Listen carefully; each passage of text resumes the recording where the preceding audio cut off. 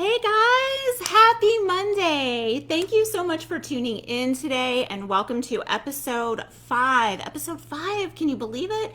It is the end of June. We've done 4 episodes of Mindset Mondays in May, and this is the 5th episode of hashtag Life in Blissburg that we are doing now in June. I hope that you kept refreshing your page because I had some technical difficulties getting the video started tonight. But we're here. I'm sorry that I'm a few minutes late. Was having some technical issues at the beginning. But thank you so much for tuning in. Please say hi as you're hopping on. Hey, Lisa, I'm so glad to see you here. Thank you for tuning in tonight. It's always great to see you. Hey, babe. I think this is the first time somebody beat my husband to saying hello on the live. So, Lisa, you were here first, and you beat Scott for the first time. So, as you hop on, please say hi. Scott and Lily are watching from the office, his office and studio just down the hall. Hi, Donna. It's so great to see you. I'm so excited about tonight's episode. So excited. This is the first live discussion of one of our virtual book club picks. And the theme for tonight is creating lasting joy. Hey, Therese. Hey, Bob. Thank you guys so much for being here. I'm so excited to see you guys. Hi, Michelle. We are going to be discussing the Book of Joy by His Holiness the Dalai Lama and Archbishop Desmond Tutu. And you guys know by now how much I love books. And every single episode always has book resources, sometimes a lot of book resources because I can find a book for anything and sometimes probably 10 of them. And I love books. There's, I'm looking at the library in the other room across the way here. I could talk about books all the time. I'm in a book club in real life, and I started this virtual Blissburg Book Club in April. And originally it was intended to be a mix of fiction and nonfiction, and I was planning to alternate. And I actually did 2 fiction books in a row, but I didn't do live discussions of them. I just did kind of comments about the books on different social platforms. Thank you, Lisa, for sharing in DC Fempreneur. For those of you who haven't met Lisa before, Lisa is an amazing friend of mine and an incredible entrepreneur, and she has an organization in DC for women business owners called DC Fempreneur, and she's always been a huge supporter of mine, and it's just always been this mutual admiration society. So I'm so glad she's here tonight. Hi, Georgie. Thank you so much for being here. It's great to see you. As you're hopping on, please say hi. Please let me know if you are one of the folks who read the book. It's not mandatory. We're going to be talking about all the themes and all of the amazing content that was in this book. So having read the book is not mandatory, but I'd love to just get a sense of who read it, who didn't. So give me my hands up for my peeps who read the book, and if you didn't, that's totally fine. You're going to get as much out of this as I can possibly give to you in the next hour. I'm so excited to be talking about this. I was just sharing with everyone, hi Mama Vicky, I'm so glad you're here. I was just sharing with everyone how much I love books and how influential books have been in my life since I was like a small child and, I first started reading. And I even have a piece of original art in the library that Scott got for me at Christmas last year called My Ideal Bookshelf. And it's 10 books, 10 of my favorite books of all time. And my biggest regret about that piece of art is that I had not yet read this book when I made the list of books that I would include in my Ideal Bookshelf. Because you guys, the Book of Joy, I think, has become my favorite book of all time. Let me know who read. I'm saying Lisa didn't have enough time, but she loves the Dalai Lama. Oh my gosh, yes, he's been a hero of mine forever. Scott didn't read either. Let me know if there are some peeps who read the book, but like I said, it's absolutely not a requirement. We're going to talk about the themes in this. We're going to talk about creating lasting joy. The Dalai Lama and Archbishop Tutu had so much wisdom to share in this book, and I can't wait to talk about those themes and share what I learned from this book. It has truly become, I think, my favorite book of all time. I can't tell you the ways that this book has influenced me, has made me think about my work moving forward, about ways I want to expand my work. It's so powerful, Lisa. Yeah, Lisa says, "Wow, favorite book of all time." It is. It's a big statement. It's a big statement for me because I love books. I love so many books. I've read hundreds of books. It takes, and I have a fondness for all of them on some level. It takes a lot for something to kind of rise to, the list of some of my all-time favorites. But this one, I have to say, and it, pardon the pun or the cliche or whatever this might sound like, but it was a spiritual experience for me, you guys, reading this book. I'm trying to try not to get emotional because I almost just did a little bit.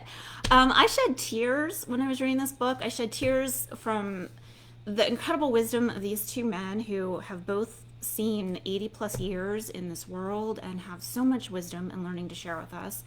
I shed tears for the way it made me think about our world and things that are happening right now. And it gave me so much hope. And that was one of the themes that they talk about in the book. So I can't wait to share that with you guys. I have a ton of notes. So if you guys see me looking down or looking to the side, please forgive me in advance. There was just so much to share and so much I wanted to condense down, and I didn't want to get it wrong, and I didn't want to misquote things, and I have page numbers I want to cite and all the things. So I'm going to be looking at notes from time to time, so please forgive that in advance. What I'd love to ask you to do right now, though, is if you are excited as I am to talk about creating lasting joy and to talk about the themes of this book, please send up some hearts. Please send up some hearts and share this live video. Share this live video out. Just hit the share button. It's super easy. So many people are going to be able to get some amazing takeaways that we are going to talk about tonight from the themes in this book.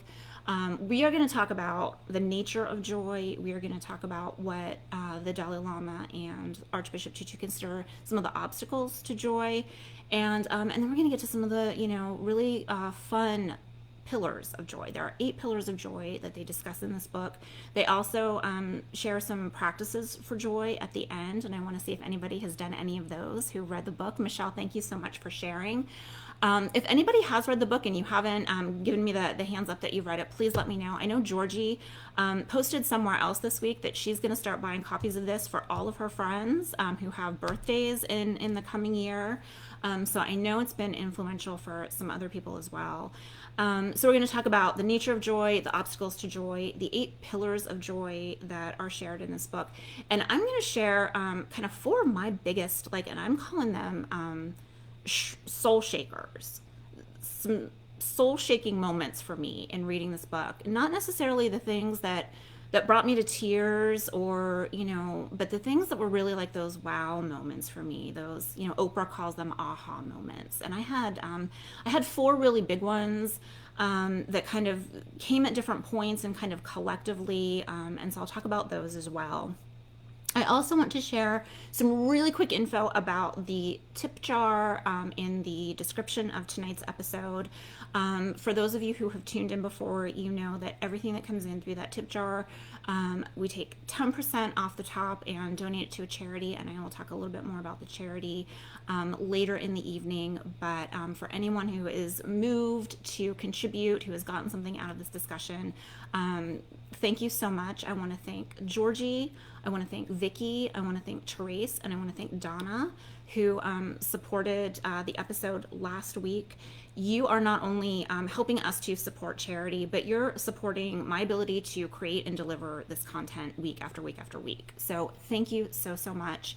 You have no idea how much your support, sharing this, contributing to it, helping to fund the creation and delivery of this content means to me. So thank you all so, so much. So let's dive in. We are going to talk about creating lasting joy. And for those of you who have tuned in before, you know that I like to start every episode with a quote. And so for those of you who might be new this evening, you're going to get a quote. And actually tonight you're going to get 2 quotes because this book has 2 authors. And I wanted to start with sharing some words of wisdom that I felt just really kind of summed up the whole book in a sentence or 2 from each of these 2 amazing authors. So I want to start with something that Bishop Tutu says early in the book. It's actually on page 59 when he's talking about the nature of joy. And the quote I want to share that I think really just, it sums up the biggest lesson of this book for me. And Bishop Tutu says, ultimately, our greatest joy is when we seek to do good for others. Ultimately, our greatest joy is when we seek to do good for others. And that for me, that's just, I mean, there's 370 odd pages or so in this book, and that just summed it up in one sentence. I took so much away from this book in terms of how I can serve you all better, how I can serve my clients better, how I can do more for our world. And that sentence just really kind of summed it up. And that was a powerful, powerful takeaway quote for me. And I want to share another one, and this one's from the Dalai Lama. And for those of you who read the book, you know that part of the joy of this book was just the friendship that these two men have, and you could feel their joy in coming together to celebrate the Dalai Lama's 80th birthday. And they're kind of, you know, they talk about being mischievous and their little banter back and forth, and the friendship that these two men have shared, these two men who have been through so much, who've been through exile and the fight for apartheid, and they've got 2 Nobel Peace Prizes, you know, between them, and just these incredible legends have this playful, fun side. And I love that about this book. But there was a quote from the Dalai Lama that I felt like might be a little controversial, but I wanted to share it because I don't shy away from controversy. And I also felt it really summed up this book in a similar way, but from a different perspective. And the quote I want to share from the Dalai Lama is when they're talking about, it's the chapter about the fear of death and that being an obstacle to joy, the illness and fear of death. And they're talking about, you know, where do you think you're going to go, heaven or hell? And, you know, where would you prefer to go? And they're kind of, you know, joking about it. But the Dalai Lama says, I prefer to go to hell than to heaven. I prefer to go to hell than to heaven. And he says, I can solve more problems in hell. I can help more people there. So the Dalai Lama said that given the choice, he would choose to go to hell because he can solve more problems and help more people there. And I just, like, that was one of the things that I thought about for days after reading that quote. And I thought about the work that, you know, they talk about, Scott said wise, so wise. And there are themes of different kinds of wisdom in the book that, you know, we're going to talk about in a couple minutes. But I just thought how powerful that was and how it really spoke to the character of this man and the understanding of where need is and the understanding of going to places where you can do the most good, even if it's hell, literally hell, or a hellish environment, but desiring to be there because you can solve problems and you can help alleviate suffering. And that was really the core of this book, talking about, you know, really joy is about the alleviation of suffering. And so I'm going to start with that. So what was the nature of joy that they talk about in this book? And I think it kind of is summed up in the 2 quotes that I just shared, but there's also some really interesting information on the nature of joy for me, because I'm kind of nerdy about stuff like this. And I love that they put this in a book called The Book of Joy, who, you know, that is written by these 2 men of faith, these 2 Nobel Peace Prize winners, these men who have this incredibly broad worldview about joy and suffering and helping others, but that there's some nerdy science in it too. Because one of the things I love so much about the Dalai Lama is he truly understands and speaks to the need to intersect our faith with facts, our faith with science, and understand how those 2 things aren't mutually exclusive, but that they live together. And so, of course, this book has science in it. It's who he is, and it's in so many of the books that he's written. So I want to share a little bit about the science of joy as it relates to the nature of joy.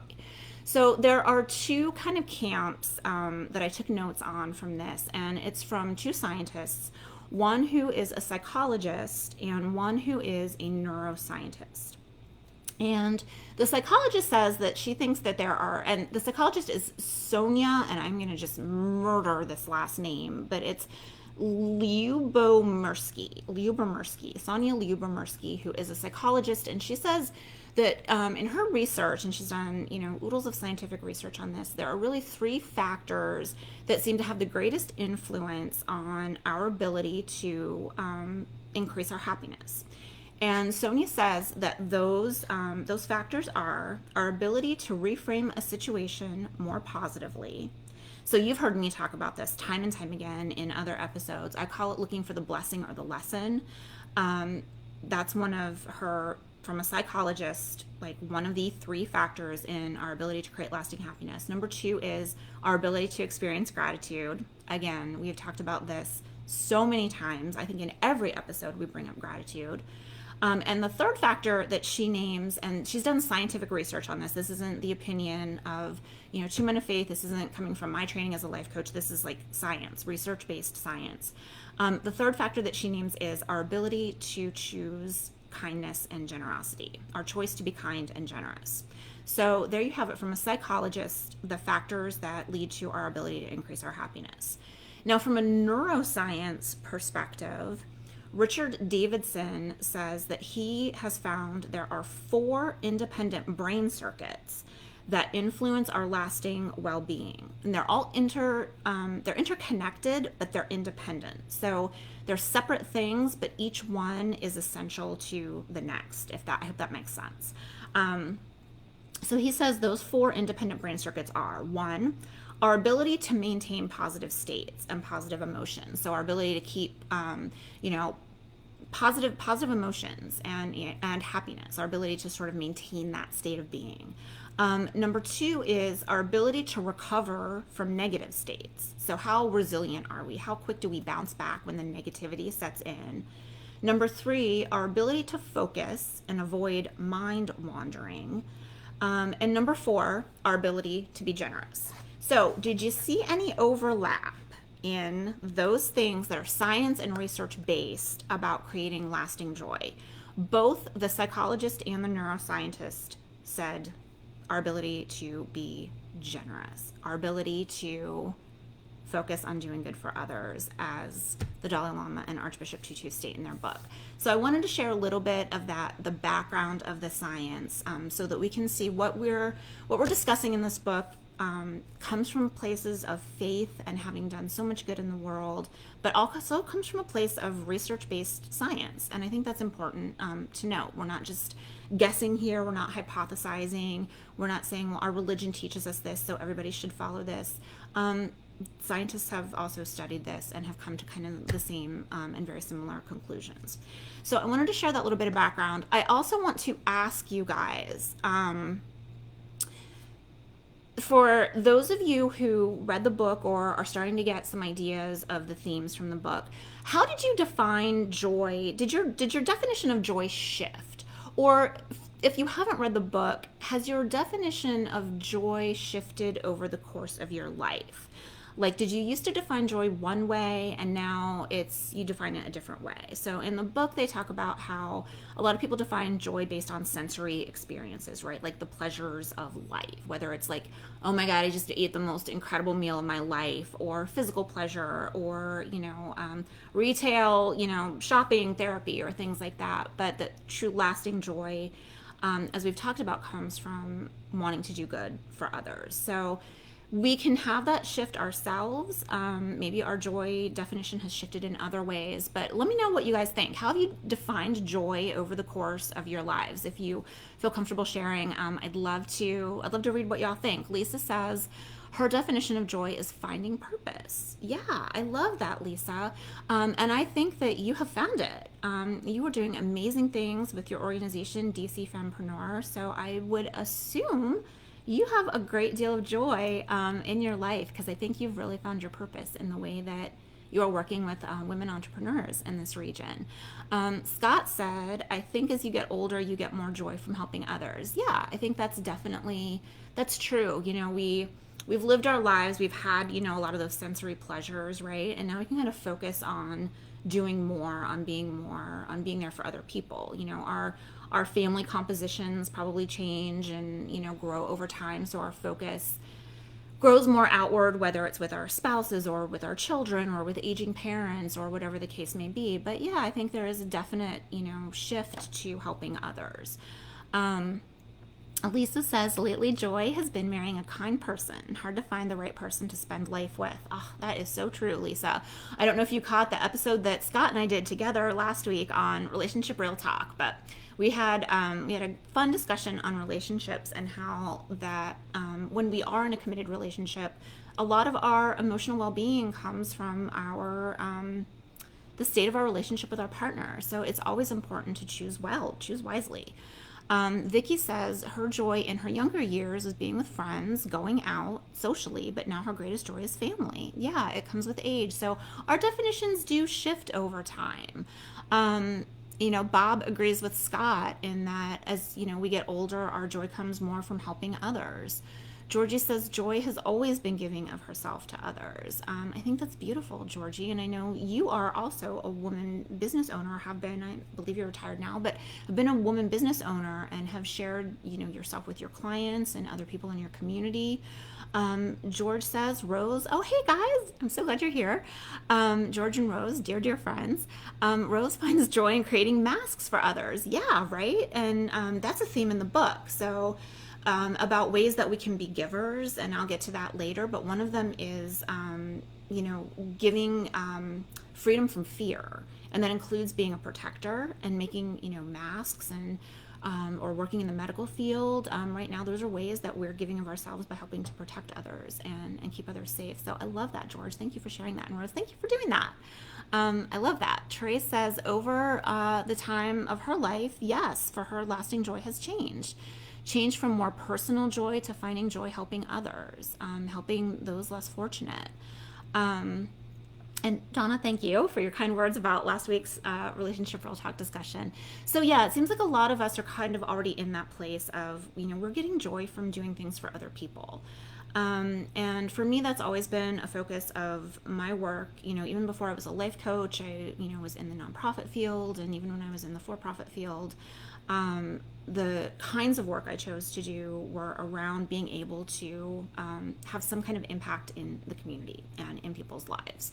So thank you guys for sharing those. I loved reading those, and I love to see how much we're already all on the same page with the Dalai Lama and Archbishop Tutu about finding joy through doing good for others. So I hope that everybody is feeling a lot of joy in their lives, and I hope that you're able to, even in kind of the state of the world that we're in right now, use those gifts and share them with others, and are still finding ways to do that. It's been a blessing for us to have you all in our lives, to be able to give back to our communities and to charities, across the country through this work that we're doing on Facebook Lives. Both my husband and I both do live shows, and we've both made a point of giving 10% of our tip jars away to charity every single week.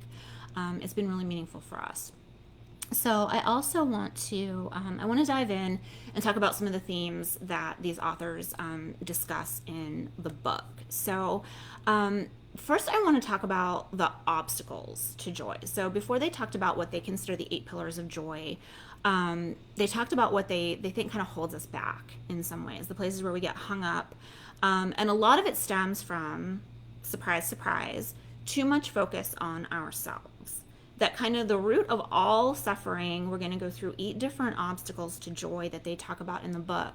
But it's no shocker that all of those things relate in some way back to too much focus on ourselves. And when we just get past all that self stuff, all the me, all the I, and focus on what we can do to create some good in the world and to help others, those obstacles to joy can lessen or go away completely in some cases.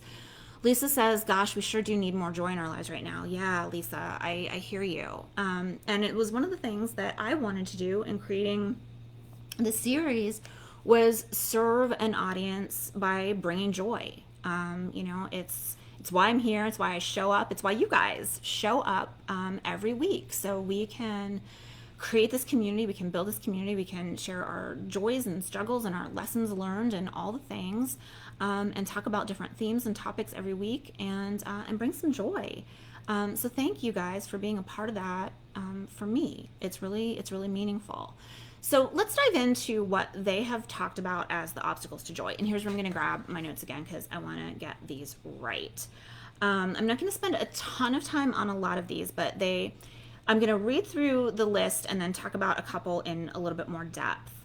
So they list the obstacles to joy as fear, stress, and anxiety, frustration and anger, sadness and grief, despair, loneliness, envy, suffering and adversity, and illness and fear of death.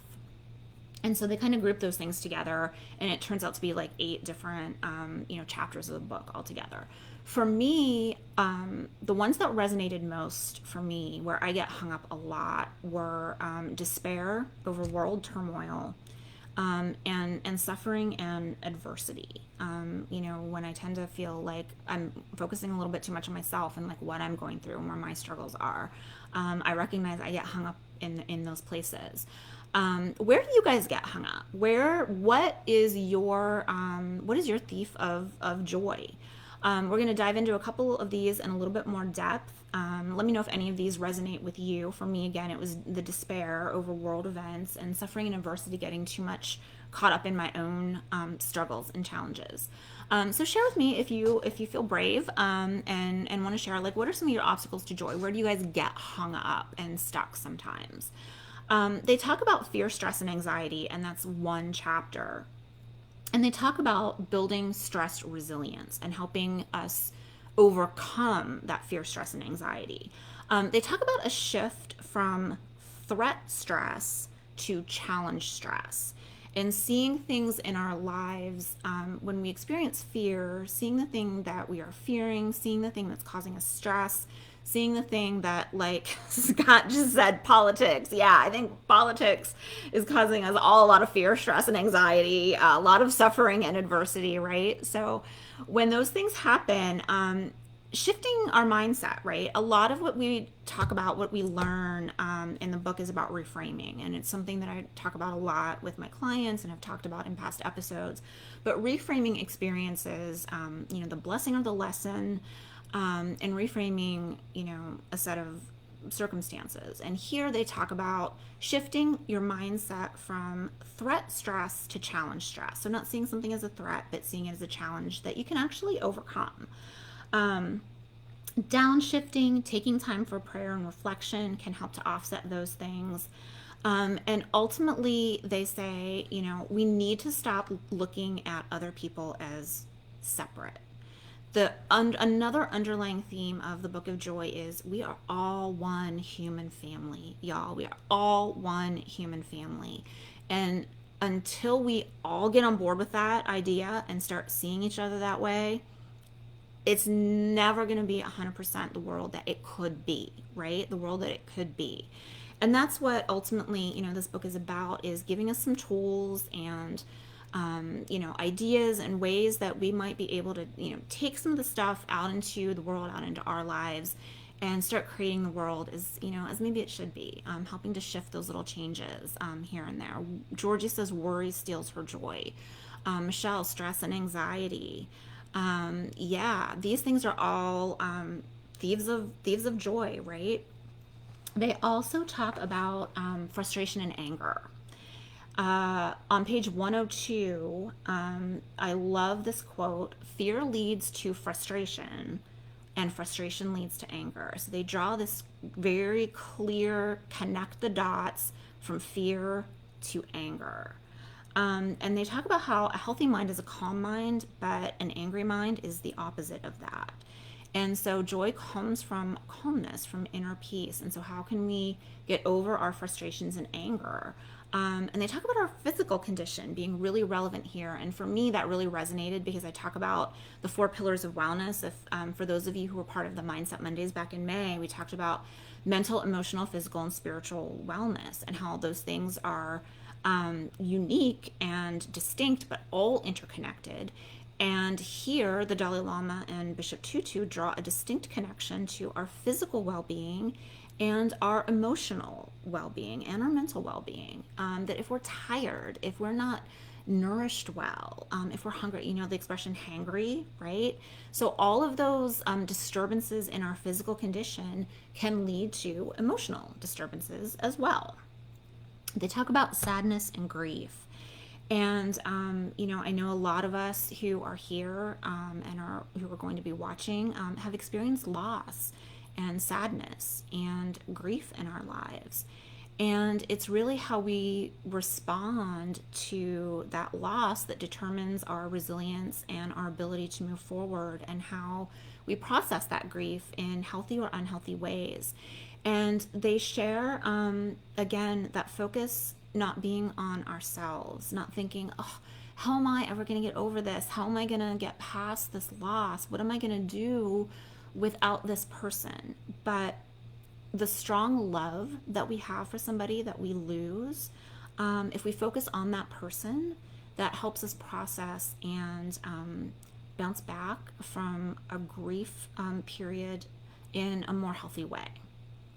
The next obstacle to joy is, again, one that resonated with me a lot: the despair over world turmoil. Like, how can you have joy when there's so much horrible stuff happening in the world? And these men in particular have lived through a lot of it. The Dalai Lama lives in exile in India from his native Tibet because of, Chinese occupation and, the ultimately the fear of the Chinese government over his influence and power over the Tibetan people. So he lives in exile and isn't, frankly, free to travel to a lot of places in the world because of the Chinese government's influence over other countries.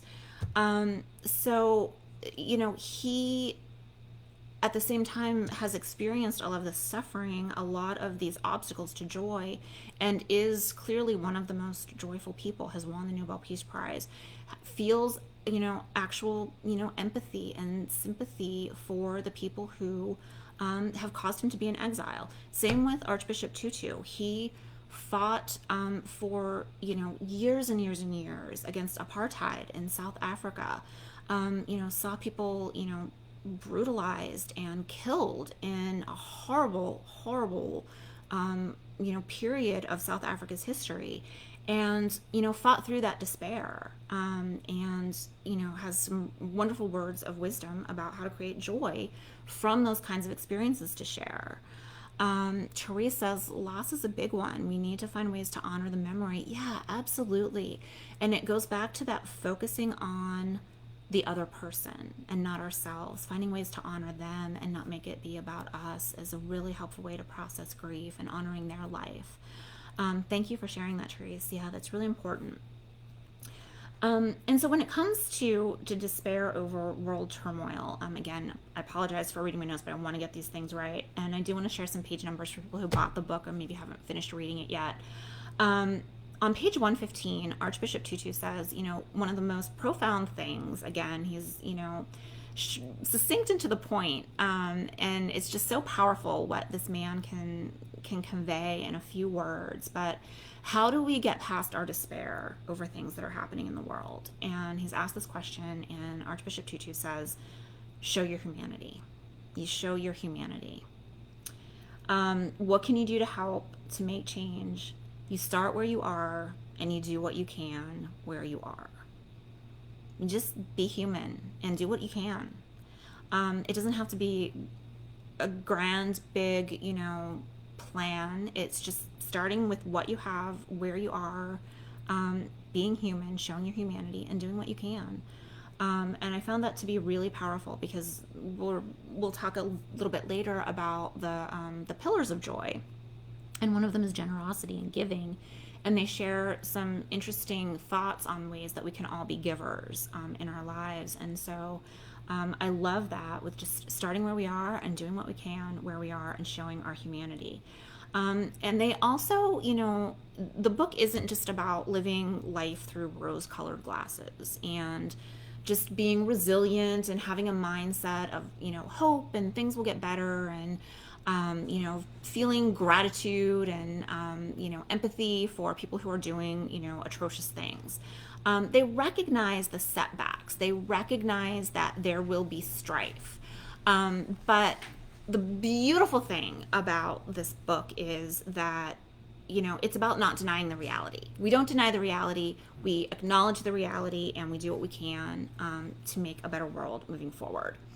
And he talks about hope, that distinction between hope and optimism. And I love that because, we kind of, sometimes we think like, oh, I'm an optimist. Like that's a good thing, right? And it certainly is. It's not a bad thing to be an optimist. But he draws a distinction between hope and optimism and talks about optimism being more of like a surface state of mind, where hope is more deeply connected to kind of, it's this dogged, indistinguishable hope. And that is the difference from like a surface, superficial optimism. Another concept that they talk about is loneliness as an obstacle to joy. Loneliness. And, I've read so many statistics about how these days, and especially moving through the season that we are moving through now, in the throes of a pandemic, we have been living in quarantine. We have been isolated from our friends and family on a level that none of us has lived through before. So loneliness, I would think, is a condition that many of us have been feeling lately. But remembering that we are all part of one human family, that we are not the only ones suffering this way, right? Everybody is feeling this kind of, disconnection, this loneliness, this loss of the presence in their lives of other people right now. So keeping that in mind, that just always go back to that we're a part of a bigger human family. We are not the only ones moving through this difficult season right now. They also talk about envy, and comparison being the thief of joy. And oh my gosh, is that one true? How many of you, show of hands, let me know in the comments, have like scrolled through like Instagram and you see like one of your favorite influencers or somebody who's like blog you follow or, video series you watch or whatever. And you're like, oh my God, like if only, I had, that thing, or I wish, my business were as polished as like that person's business, or oh, she looks so much better on camera than I do, or things like that. Like, oh my gosh, comparison and envy, the thieves of joy.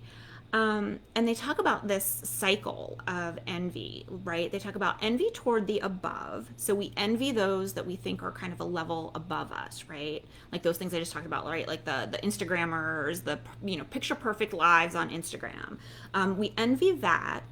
We feel competitiveness toward our equals. So we're constantly in this like friction state of like, oh, that person's doing, something really similar to me. I'm feeling super competitive with that person.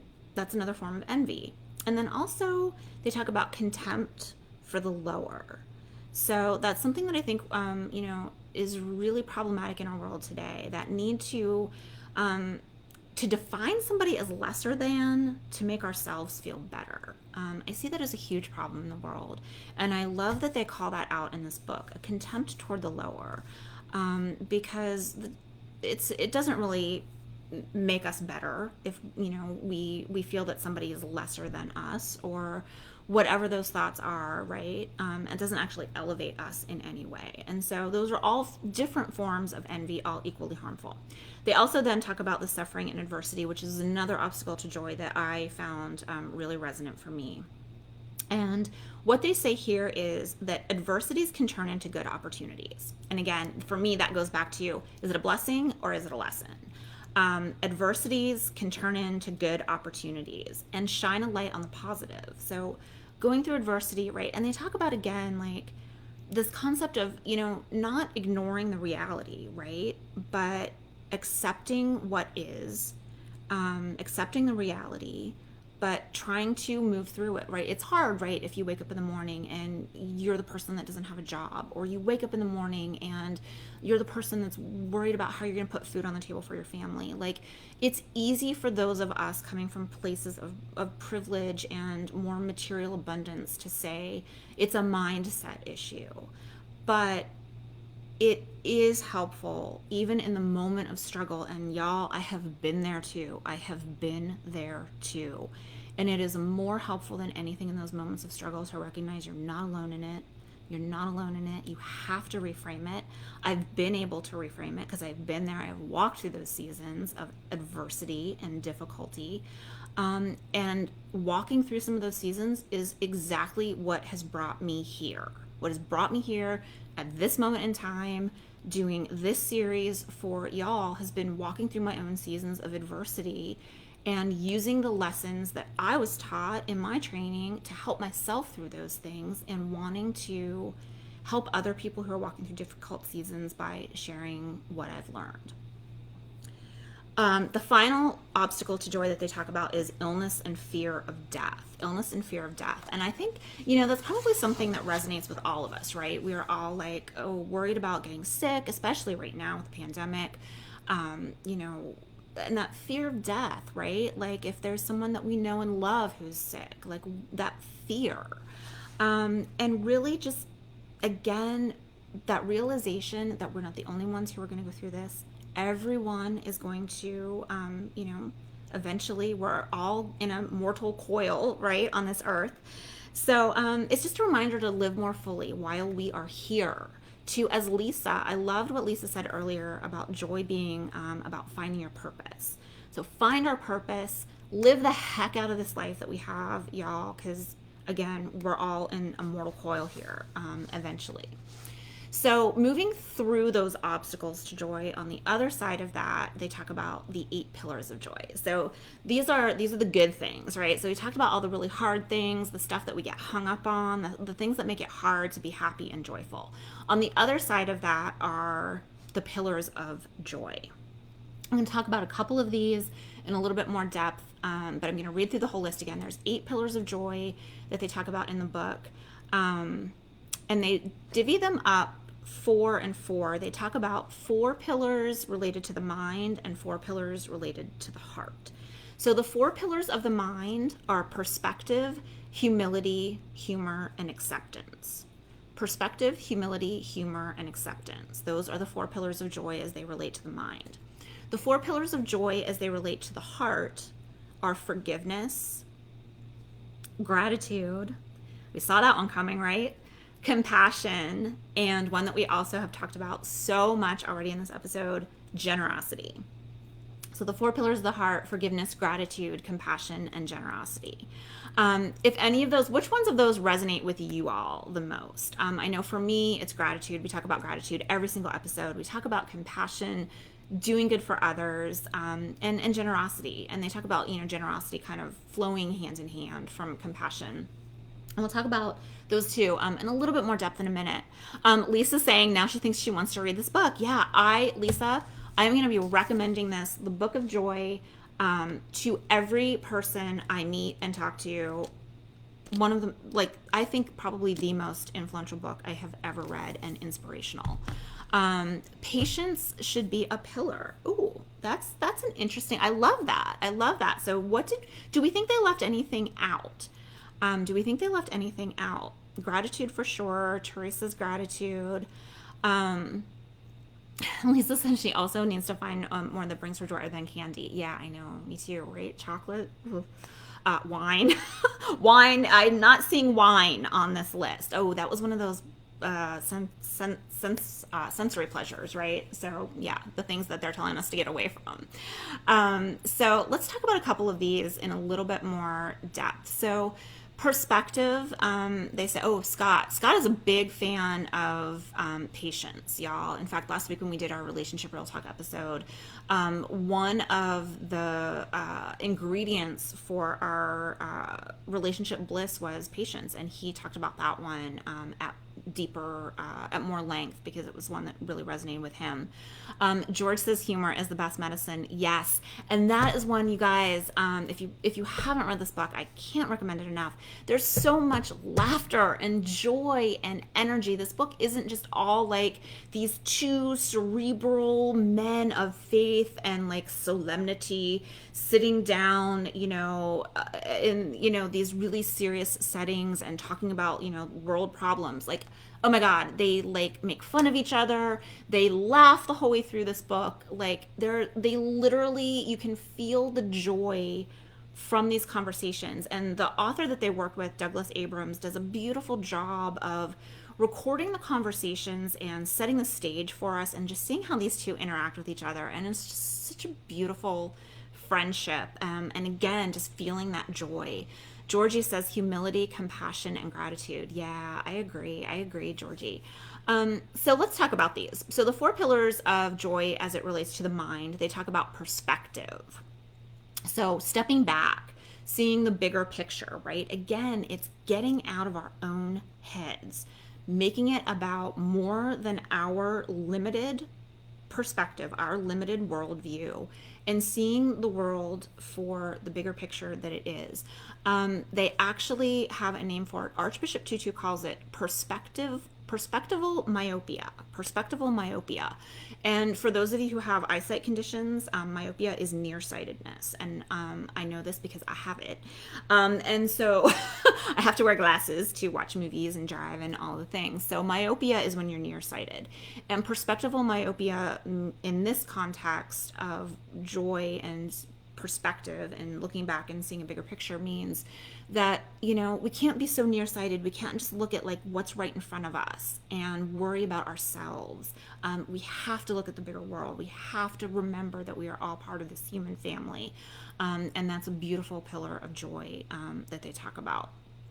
Perspective and patience go hand in hand. Yeah, I was going to see if that resonated. I was going to mention that, Lisa, but I wanted to see if that clicked with you. And there are a couple of other ones where patience plays a role too. I think when we talk about acceptance, so that was the fourth pillar of the mind, I think acceptance plays a huge patience plays a huge role in acceptance, and we'll talk about that in a second. Humility is next. And again, it's just going back to, you know, this is the repetition of, you know, the lessons here are not by accident. You know, it's fairly simple and deep, right? And that's one of the things that the Dalai Lama talks about over and over in this book, that, you know, let's not make this like superficial and complicated. Let's get really deep but simple. And that these things feed into each other. These pillars feed into each other and follow hand in hand after the other. That's no accident. So humility is also about remembering we are all part of this big human family. We are all the same. We're human. We are all human, and we have that in common. And seeing that and working from that place, if that informed everything we do, can you imagine what this world would be if we just stopped seeing the differences? And they talk about the differences that we see, you know, in not only, you know, they talk about it a lot in a lot of places from coming from a place of religious denominations, right? Because these are two men of faith. One is a Buddhist, one is a Christian. And they talk about the differences of faith. And I'll talk about one of my four soul shakers in a minute. But what I love about this book is that they talk about how the world's problems aren't going to be solved by religion. And we'll talk about that more in a second, but not dividing people up in all of these just arbitrary ways. We're all humans, y'all. Let's recognize that. And we're not special. You know, like we might think so, but, you know, we are not that special. We need each other. We are interconnected. We depend on each other for survival. So let's remember that. Let's be humble. Humility. Humor. We've already talked about humor. It's just all through this book. Their banter, their wit, their sly sense of humor. It's just really beautiful, and the friendship that shines through in this book between the Dalai Lama and Archbishop Tutu is beautiful. And they talk about that they live with that every day, like being less serious, like the lack of formality. Like the Dalai Lama talks about how, you know, they introduce him as His Holiness the Dalai Lama, and like it just kind of makes him cringe because he's like, I'm not special, I'm just, you know, like you, and I'm like one of 7 billion people. He talks about that so many times through the book. He's just one of 7 billion people. So less seriousness, less formality, being more relaxed, having a more relaxed state of being. And they draw this really interesting comparison. So these two pillars of joy, humility and humor, both come from the same root word for humanity. So connected, you guys, so connected. It's all about humanity at the end of the day. And laughter that brings people together, not divides us or belittles or makes fun, right? But laughter that just really unites people and brings people together. Love that.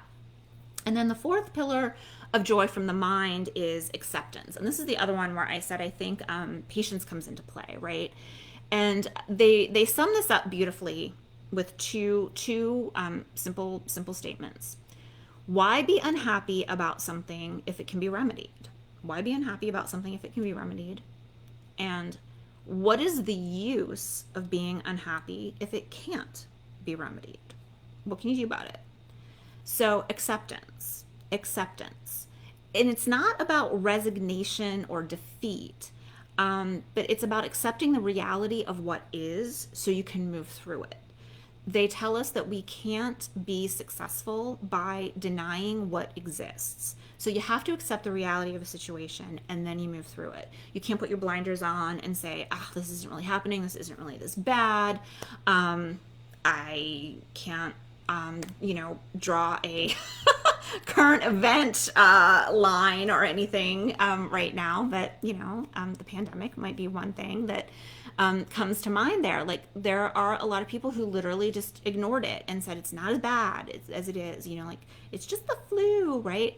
No. And, look where we are, look where the world is. And so accepting reality, we can't succeed, we can't get through something by living in denial. So accept the reality, and we can't stay locked in the judgment of it, right? It's about taking action. So acceptance isn't about just rolling over and saying, it's what is, like, oh well.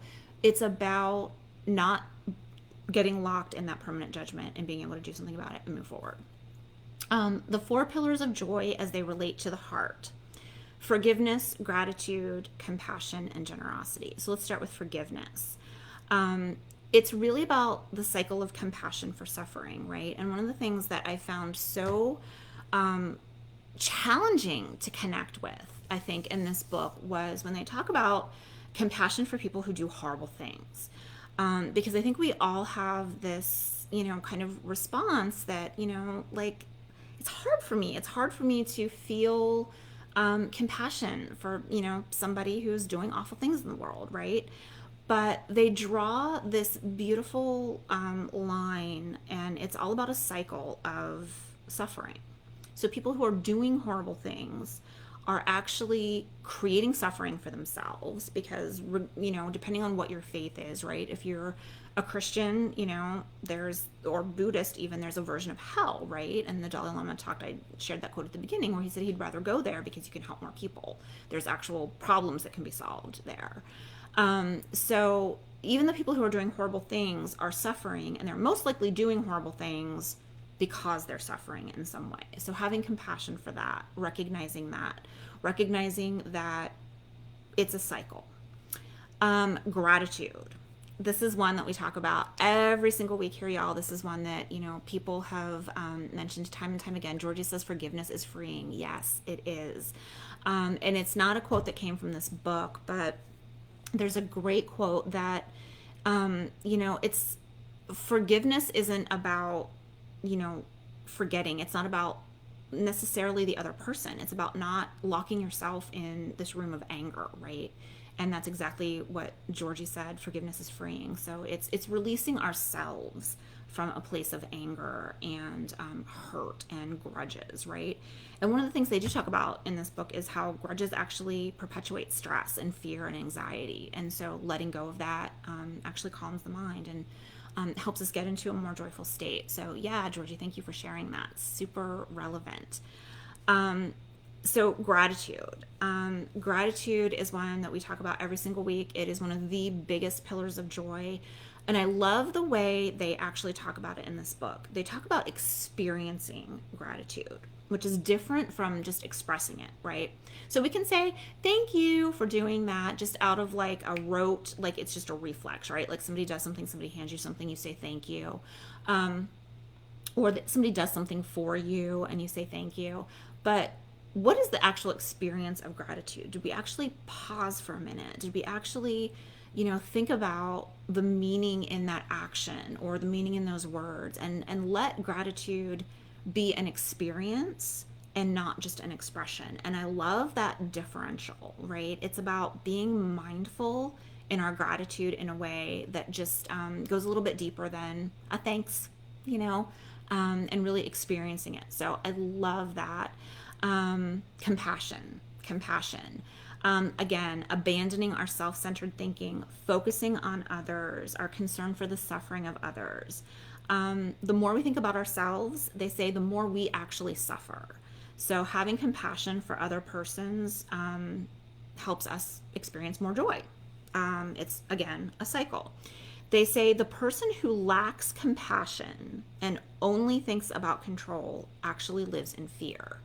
So when we lack compassion and only want to control things, we're actually living in a place of fear. And that was pretty profound for me. I love that line in the book. They also talk about this concept of reciprocal altruism, and we've all heard the word, altruism. But reciprocal means it goes back to that interconnectedness, that way that we're all dependent on each other, and that, kindness and compassion, it's all a cycle. And it's fundamental to our survival. We all have to do things to help each other. And it's kind of like, and they don't talk about karma really, but it's kind of like the concept of karma. Like what you do out there in the world comes back to you. And the last one is generosity, which is a natural outgrowth of compassion. It's it's charity, it's philanthropy. And back to that science, right? The psychologist and the neuroscientist both named generosity as one of those ways that they have scientifically studied and researched and have scientific proof to back up, like this leads to joy and happiness. Centers of our brain actually light up as much and sometimes more when we give than when we receive. And there are different ways that we can give and be generous. They talk about material giving, which is, donating money, right? Which is what we do with the tip jar here every week. Giving freedom from fear. So we talked about that a little bit earlier when George mentioned Rose making masks for people right now during the pandemic. So being a protector, giving someone shelter, giving someone protection. And then the third one is spiritual giving. So sharing of our wisdom, sharing of our spiritual gifts in some way, helping those kind of come to different mindsets. So on some level, I try to, this made me think about, again, my work and my practice. So on some level, I'm going to be more mindful of those 3 pillars of generosity and the ways I can incorporate those, particularly the giving freedom from fear and kind of thinking about what that means into the work I do. So it was meaningful for me to kind of see that different take on what it means to be a giver. And for these 2 men, the Dalai Lama and Archbishop Tutu, they are just, generosity is part of their DNA. It's in their core. And they talk about at the end of it how big-hearted, magnanimous generosity of the spirit is in many ways practicing all the pillars of joy. So generosity, that just big, magnanimous, like opening up yourself to the world, it's really all the pillars of joy being practiced at once. And I loved that. So I hope that was an interesting take for you. I know we're coming up against time. I wanted to share 4 quick takeaways for me that were my biggest takeaways from the book. If those of you who read the book and have anything that you want to share, I'd love to read what your biggest takeaway was from this, or just from the discussion today. What was your biggest takeaway? But for me, it was four things were kind of soul shifters for me. And the first one was the concept of Ubuntu. Ubuntu, Ubuntu. And Bishop Tutu introduces this on page 60 in the book. And it's an African concept that we are a person through other persons. Our humanity is interconnected. That cycle, that interconnection, that interdependence. And I just thought that was a really beautiful concept. And so I love that. I will carry that word with me, Ubuntu. Another one, I think in the way that the quote from the Dalai Lama about he would choose to go to hell because he can solve more problems there. This one was really powerful for me. It's kind of similar but different. And it's when Archbishop Tutu is talking about Nelson Mandela and the fight for freedom and against apartheid in South Africa. And they talk about Mandela being in prison for 27 years. And, how in some people's minds, like, gosh, that 27 years, like, what a waste. And Archbishop Tutu is actually from a very different mindset. And he says, no, the 27 years was necessary. The 27 years was necessary because the suffering made him who he is, who he became when he was finally freed and able to lead his people and have this compassion and empathy and all of these learnings. So gosh, what an interesting perspective, right? The 27 years was necessary. Soul shifter number 3 for me was about religion alone is not the answer, coming from two of the foremost men of faith on the planet. Saying, faith is always going to be an inspiration, religion is always going to be an inspiration, but it's not enough. It's not enough. Which led me to Soul Shaker number 4. It kind of flowed right into that, and it was about education. So that's where the future is. That is where joy, that is where seeing our interconnectedness, that is where all of this comes together and actually makes change, they believe, is through education and secular education, public education, the education of our children. And the Dalai Lama actually has a quote, they're talking about educating our kids, and we're not teaching our kids how to be good humans. We're not teaching our kids how to be good humans. We teach them, facts and how to test to certain, things. And, what do you want to be when you grow up? Let's get on this career path and do this thing. But there's just this complete lack of teaching of values, teaching of compassion, teaching of empathy, teaching of all of these pillars of joy, right? Generosity, gratitude, forgiveness, acceptance, humility. What a different world we would live in, right, if this was part of education on a very systemic level. So that is one of the hopes that they have with this book. And that is one of the things that I wanted to leave this discussion with, is kind of, they are interviewed at the end and they're asked, what do you hope this book will do for people? And the Dalai Lama says on page 297, that, again, it goes back to this concept of thinking beyond religion. It will remain an inspiration, but it is not sufficient to promote these values. It has to be about education. Archbishop Tutu says on the very next page, page 298, he hopes that this book brings people more hope and a sense of greater responsibility rooted in genuine concern for others. More hope and a greater sense of responsibility rooted in genuine concern for others, so that we can addressing systemic problems, because once we address the systemic problems, the smaller ones will be solved more easily. Oh, I love that. And it made me think about what I can do more of moving forward and moving into the world. And so with that, I want to talk for a second or two about the charity. So I mentioned the tip jar at the beginning. We're taking 10% of all of the money that comes in through the tip jar. And tonight it's being donated to the Dalai Lama Center for Peace and Education. The Dalai Lama Center for Peace and Education. The website is educatingtheheart.org.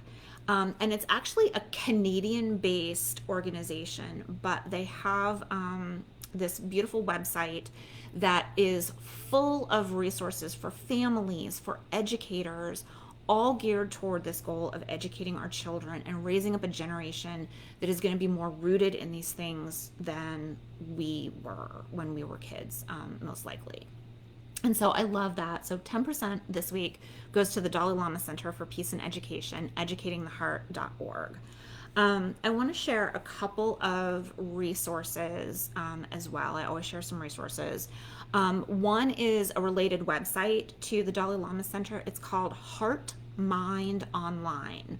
So for anybody who's watching this show and has littles, or if you're a teacher, there are resources for families, or if you're a grandparent, there are resources for families, resources for educators on how to connect with children, how to connect as a family around these issues that we've talked about tonight through the pillars of joy, overcoming the obstacles of joy, and understanding the nature of joy. And again, that's heartmindonline.org. And I'll share these in show notes tomorrow. But if anybody wants to go there this evening, it's a related website to the Dalai Lama Center for Peace and Education. Another resource I want to share is, shocker, another book. And it's actually another Dalai Lama book. So anybody who is interested in taking these lessons forward in some way and doing something more, doing, that focusing on giving for others in those kind of 3 pillars that we talked about: the material giving, freedom from fear, and spiritual giving. This book, called A Force for Good, The Dalai Lama's Vision for Our World, talks about how we can take this feeling of wanting to do more and actually creating some action with it. So love this book. Georgie says yes, genuine being the operative word, that genuine concern for others. That is the hope that they have for this book. And another resource I want to talk about is for those who want to dive deeper into any of these conversations. I do offer individual private coaching sessions, one-on-one coaching sessions, where we can talk through mindset work. We can talk through specific ways with the specific circumstances that we're working in to create more joy in our lives. And my Mindset Makeover program specifically, it's a great one for where we are right now. Like, we're heading into, it's going to be July on Wednesday, right? July. It's a 6-week program, 1 week of intake, and then 5 weeks of sessions together. And it's like summer camp. It's like summer camp for adults, except we're not really actually going to a summer camp. But if you think of it that way, it's like a 6-week kind of retreat for you and for your mind. So that was another resource I wanted to share. And also my weekly e-news, which shares resources that we talk about in these episodes in newsletter form, and goes out every week on Wednesdays. You can sign up for that at lifeandblissburg.com. The link is in the show description at the top of the page. And I want to end with, you guys are going to be the first ones to hear about my book selection for July. And I'm super excited about this. At the beginning, I talked about how I'm moving to an all nonfiction book format, to the virtual book club. And I'm super excited that the book for July is going to be Untamed by Glennon Doyle. Untamed by Glennon Doyle. This book came out in March, right before the pandemic started, and just got so much acclaim. I think Reese Witherspoon might have picked this for her book club selection a month ago or so. But I'm super excited for us to talk about this too. And it's a really powerful book about Glennon's journey. It's kind of a memoir, but it's also lessons learned about living our truth. And that's going to be my ongoing theme for the month of July. Each week we're going to talk about something related to that concept of living our truth. We're going to end the month on July 27th, talking about the book Untamed by Glennon Doyle. So if anybody wants to grab this, or if you have, maybe you've already read it, this is going to be the book we talk about at the end of July, about living our truth, about breaking free from society's expectations of who we are, what we should be, what we should do, and being our own untamed, amazing, wonderful selves. So I'm super excited to dive into this and share this with you guys in July. So that's it, y'all. That is episode 5 of Life in Blissburg. I hope that you were able to take some things away from this show about creating lasting joy in your lives. If you haven't had a chance to read the book that we just discussed, The Book of Joy by the Dalai Lama and Archbishop Tutu, again, it is probably the most inspirational, influential book I have ever read. I can't recommend it enough. Take some time to read it if you haven't been able to do that. Thank you so much for being here. As always, it has meant so much to me to spend this hour of my Monday with you guys. Bob, Michelle, thank you. Georgie, thank you. Therese, Donna, George and Rose, people that I can't remember right now. Scott, thank you for always tuning in. Thank you so much for being here. We'll be back here next Monday, July 6th. It is going to be the weekend right after the 4th of July, and we're going to be diving into that Living Our Truth theme for the month of July. Super excited to dive in to that. So 7:30 next Monday. I will see you right back here. In the meantime, be good to each other. Be good to yourselves. Mwah. Thank you so much.